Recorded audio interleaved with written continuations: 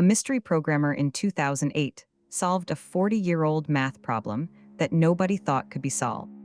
And when he did, he didn't announce it on a podcast or a press release. He just published some code. That code became Bitcoin.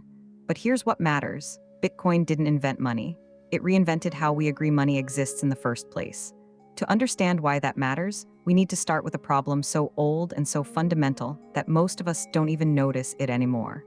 Exhibit 1, the trust problem. Right now, when you get paid, your employer doesn't hand you cash. They transfer money to your bank account. But that money isn't really sitting in a vault with your name on it. It's a number in a database. Your bank says you own that number. You believe them. Everyone else believes them too, so the number has value. That works fine until it doesn't. What happens if the bank makes a mistake, or commits fraud, or gets hacked? You're trusting an institution to keep that number accurate and safe. For most of us, that's reasonable. Banks are regulated, they're insured, but that trust comes at a cost, literally. Banks charge fees. They make rules about what you can do with your money and when. They can freeze accounts. They can deny transactions. Exhibit 2, the double spending problem. Here's a scenario. You have a digital file, let's say a video game skin or a piece of digital art. You want to send it to your friend. You make a copy and send it. Now you both have it. You just duplicated something that was supposed to be unique. With physical money, that's impossible. You can't spend the same dollar bill twice. But with digital files, you can copy them infinitely. For regular money to work digitally, we need someone to track who owns what. A bank does that. A payment processor does that. Visa, PayPal, they keep a ledger. They say you spent this, so you can't spend it again. Without a central ledger keeper, digital money collapses. That's the core problem Bitcoin was built to solve. Exhibit 3, the solution is older than you might think. In the 1980s, a cryptographer named David Chaum invented something called digital cash. It was anonymous, it couldn't be forged, but it had one fatal flaw: it still needed a bank. You couldn't get rid of the middleman. For 20 years, people tried to fix that. They failed. Then, in October 2008, somebody, we still don't know who, published a 9-page paper called Bitcoin, a peer-to-peer electronic cash system. The paper introduced 3 ideas working together. First, a public ledger that everyone could see and verify. Not a bank's ledger, a shared ledger. Second, cryptography strong enough that you could prove you own something without revealing who you are. Third, a way to make sure that shared ledger couldn't be faked or rewritten by any single person. That third part is called proof of work. Here's how it works in plain terms. Imagine you and your friends want to keep a shared ledger of who owes whom money. You write down every transaction. But how do you stop someone from cheating, erasing old entries and rewriting history? You make it mathematically expensive to rewrite the past. You require that anyone who adds a new entry has to solve a really hard math puzzle first. That puzzle takes real computing power, real electricity, real time. Once you solve it and add a new entry, everyone else can verify your answer in seconds. But if you wanted to go back and change an old entry, you'd have to resolve that puzzle for every single entry after it. The further back you go, the more impossible it becomes. That's Bitcoin's security, not trust, math.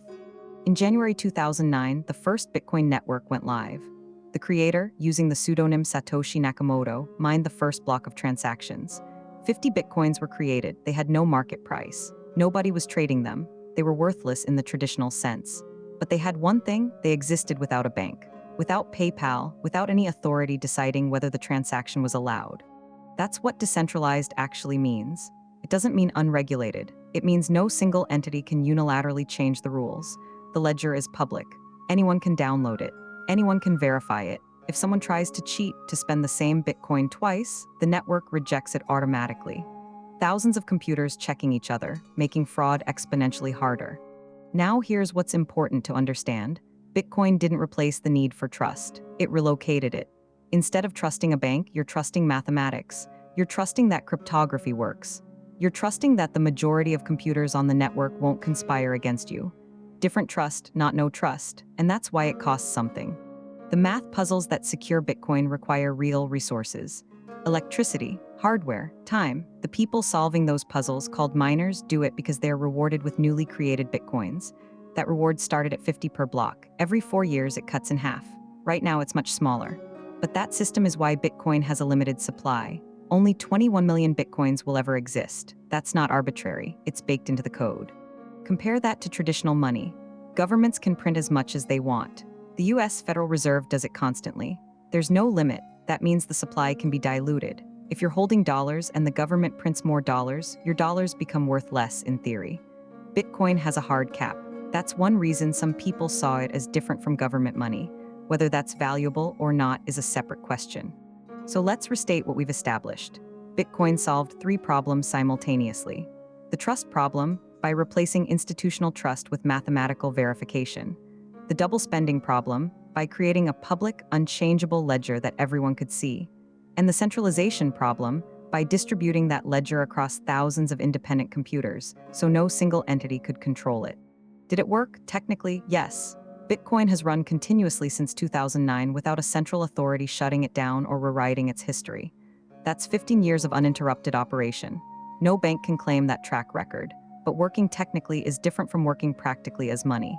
Money needs three things: a store of value, a medium of exchange, and a unit of account. Bitcoin does some of these better than others, but that's a conversation for another video. What we've unpacked here is the mechanics, how Bitcoin actually works, not whether it's a good investment, or whether it'll replace your bank account, or what price it might hit next month.